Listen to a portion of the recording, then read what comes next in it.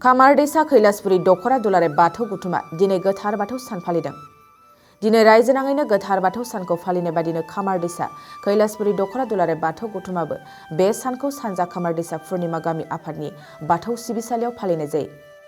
गासै साननैनि हाबाफारिजों खामार दैसा कैलासपुरी दख'र दुलाराय बाथौ गुथुमा गोथार बाथौ सानखौ फालिदों। बाक्सा जिल्ला कक्लाबारि बियाबनि सिङाव थानाय खामार दैसा कैलासपुरी दख'र दुलाराय बाथौ गुथुमनि खुंगा 19थि बोसोरसालिया जथुमाजों लोगोसेनो नैथि मंगलबार गोथार बाथौ गाजा गोमजायै खुंफुंदों। मिथिनाय बादिब्ला गासै गं 14 गामिफोरखौ लानानै दाजानाय खामार दैसा कैलासपुरी दख'र दुलाराय बाथौ गुथुमा दिनै बे गोथार साननि लोब्बाय फुंबिलिनि फिरफिला बिरहोनाय दाहा बावनाय बायदि हाबाफारिफोरखौ फारि खुंफुंनाय जायो। दिनैनि बे गोथार बाथौ सान जोङो खामार दैसा कैलासपुरी दख'र दुलाराय बाथौ गुथुमा थांखिनानै होनाय गोथार नैथि मंगलबार 19थि बोसोरसालिया जथुमाव जोंनि सानजा खामार दैसा पुर्णिमा गामि आफादनि बानजायनायाव जोङो साननैनि हाबाफारिजों खुंनाय जादों 23-24।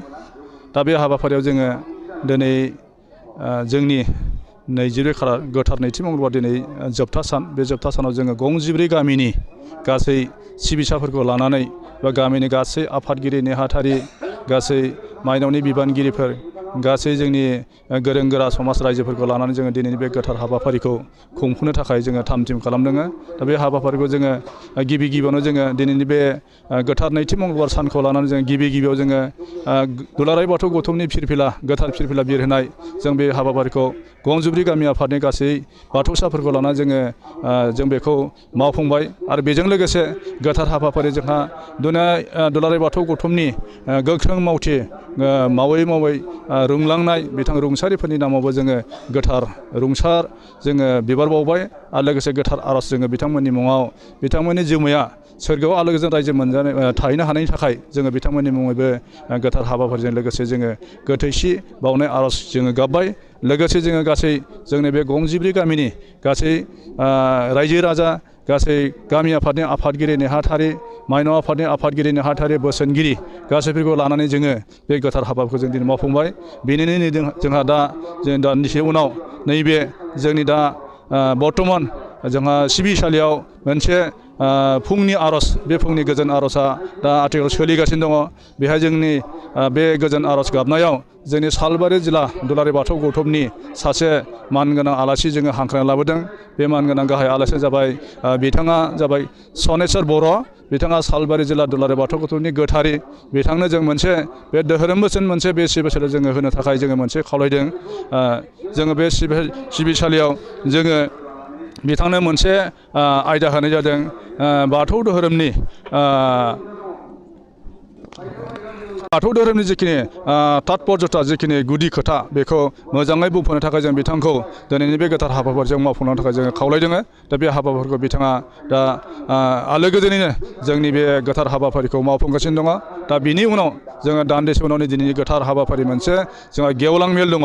बे गेवलां मेलखौ जोङो आगुनि जोंनि दुलाराय बाथौ गौथुमा दिनैनि गोथार नैथि मंगलबार सानखौ थांखिना होनाय नेम बायदियै जोङो आलो गोजोनै जों मावफुंनो सानदों। बे गेवलां मेलखौ जोङो जोंनि मानगोनां जोंनि जिल्लानिनो गाहाय गोनां आलासिखौ लानानै जों दिनैनि बे हाबाफारिखौ जों खुंफुंनो लादों। जों बेहाय गाहाय आलासि हिसाबै जों मोननो हादों। दा जोङो गेवलां मेल बेखेवगिरि हिसाबै मानगोनां जोंहा बिजितगोरा बसुमतारी, बिथाङा सालबारि कलेजनि बिमुंगोरा, जों बिथांखौ मोननो मोनदों गेवलां मेल बेखेवगिरि हिसाबै। बेनिनो बिबुंथिगिरि गाहाय आलासि हिसाबै मोननो हादों जोङो मानगोनां मुस्रिमा लीला बसुमतारी, सालबारि जिल्ला दुलाराय बाथौ गौथुमनि माइनाव आफादनि आफादगिरि। लोगोसे लेङाइ बिबुंथिगिरि हिसाबै जोङो मोननो हादों सालबारि जिल्ला दुलाराय बाथौ गौथुमनि फोसावदिं नेहाथारि बिथां सतिश चन्द्र बर'।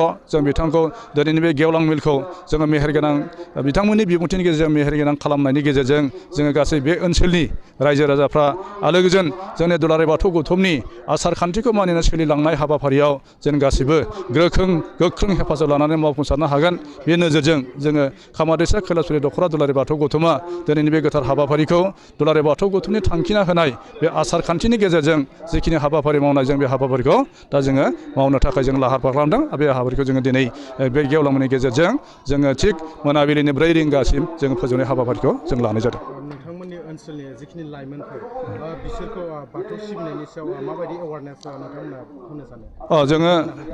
जोङो खामारदैसा कैलासपुरि दख'रा दुलाराय बाथौ गौथुमा जोंनि बे खामारदैसा कैलासपुरि बेन्दोङाव थानाय जोंनि बे गागि आफादजों लोब्बा लानानै माइनाव आफाद आरो लाइमोन आफाद जोङो बिथांमोनजों सरजाबनानै जोङो आथिखाल खामानि मावगासिनो दङ। बिथांमोनाबो जोंनो इयुन जिहेथु बे दुलाराय बाथौ गौथुमा थांखिना होनाय जिखिनि आसार खान्थि बे आसार खान्थिखौ इयुन जोलैया जिहेथु बे हाबाफारिखौ मावफुंनायनि जिहेथु गोनांथि दं बे गोनांथि दं हिसाबै गासैबो हाबाफारिखौ मावफुंनायाव बे इयुन जोलै जोंनि लाइमोन बिथांफ्रा बे हाबाफारिखौ मावफुंनाय जों बिथांमोननो जथेस्थ' जोङो बिथांमोनखौ लाफानानै जोङो नारा नाथा जों बिथांमोनजों खौसेयै जोङो खामानि मावगासिनो दङ। बिथांमोनाबो जोंनो नांगौ रोखोमै जोंनो हेफाजाबखौ होगासिनो दङ। जों बिथांमोननि अननाय मावनायाव जोङो जोंनि दुलाराय बाथौ गौथुमनि जिखिनि गाहाय आफाद बे गाहाय आफादजों खौसेयै जों माइनाव लाइमोनजों खौसे जोङो जमायनो जों खामानि मावनानै जों बे हाबाखौ मावफुंगासिनो दङ। खुलुमबाय। दिनै जोङो जोंनि सानजा खामारदैसा दैखुंग्रि आर'ज हान्जाखौ माने जोंखौ नैथि मंगलबारखौ खुंनो हरनायनि थाखाय जोङो दिनै खुंबाय मिथिंखौ। जेनेबा बेखौ दैथायहरनायफोरा जोंनि बे माबानिया दैथायहरदो आरो कैलासपुरि दख'रा बाथौ गौथुमा दैथायहरनाय लेखा जोङो दिनै जोंनि बे बाथौखौ माबाखौ नैथि मंगलबारखौ जोङो खुंनो आखायाव लाबाय। जेनेबा जोङो कालेकसन खालामनानै जिखिनि मोनदों बे रांजोंनो जोङो बे नैथि मंगलबारखौ खुंनाय जाबाय। बाथौआरिफोरा नैथि मंगलबारखौ मा होननानै फोथायो? बाथौआरिफोरा जोङो दा बाथौआरिफोरा बाथौखौ जोबोद मोजां मोनो। गोथार बाथौ सान होननानै जोङो फोथायो। जोंनि बर'नि जाथिनि जोङो बेखौ जों गनायनानै माने जोबोद मोजां मोननानै बाथौखौ फोथायनानै जोङो सिबियो। बाथौ सानखौ माब्ला फालिनाय जायो? बाथौ सानखौथ' जोङो नैबे दा नैथि मंगलबारानो जोंनि जोबोद माबा आरो जों फालिनाय जायो। बोसोराव मोनबा आसार फालियो जोङो। जेनेबा फार्स्ट माबाया जाहैयो खाथि फोरबो ने? खाथि फोरबोखौ जोङो फार्स्ट लानाय जायो। बेनि उनावहाय आमथिसुवा फोरबो लायो आरो बिनि उनावहाय जोङो मागो फोरबो लायो आरो बैसागो फोरबो लायो। बेखिनिखौ लायो आरो जोङो। बिथां बड'लेण्ड बुब्लिनिसिम गोजोननाय जासिबाय जोंनिफ्राय। जोङो दिनै खुंगा 19 गोथार नैथि मंगलबार सान बेवहाय जोङो बानजायनानै जोबोद गोजोननाय मोन्दों। बेवहाय जोङो गं 14 गामिजों लोगो नांनानै एबा जोंनि सानजा खामारदैसा पुर्निमा गामि आफादाव बे 19थि नैथि मंगलबार हाबाफारिखौ जोङो खुंफुंलांनो थाखाय जोङो थाम थिम खालामनाय जादों। बेवहाय जोंहा दिनै गेवलां मेल। बे गेवलां मेलाव जोंनिफ्राय गोबां बोसोनगिरि बिथांमोन फैगोन। बेवहाय जोंहा आङो गोबां जोंनि गामिनिफ्राय गथ' गथाय बोराय बुरै गासिबो फैजोबगोन। बेवहाय जोंहा मोनाबिलिबो जाहैगोन। मोनाबिलि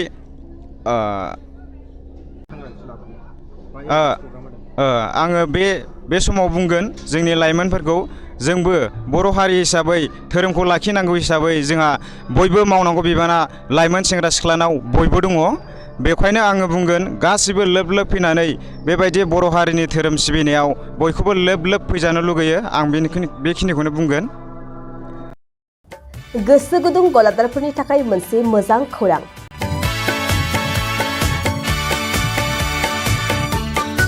अदालगुरिनि रौता सारियालियाव खुंनो लानाय मिरु एबसुनि 50बाथि बोसोरसालिया जथुमायाव एगजिबिसननि थाखाय गलादारफोरनिसिम जर'खा फोसावनाय।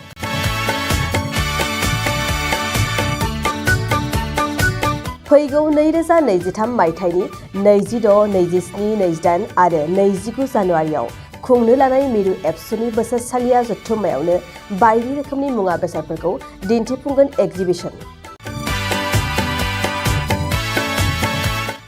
बे एग्जिबिशनावनो आबादारि, हेन्डलुम, टेक्सटाइल, फिचारि आरो हारिमु बायदि बायदि आयदाफोरखौ दिन्थिफुंनो थांखि लादों बानजाय आफादा। बेनिखायनो गोसो गुदुं सुबुं एबा गलादारफोरा एग्जिबिशनाव गला होफैनो हागोन आरो गला होनायनि सोमोन्दै आबुं बाथ्राखौ मिथिनोब्ला नैबे मबाइल नम्बर 9365245137 आव थोंजों सुलाद लानो हागोन।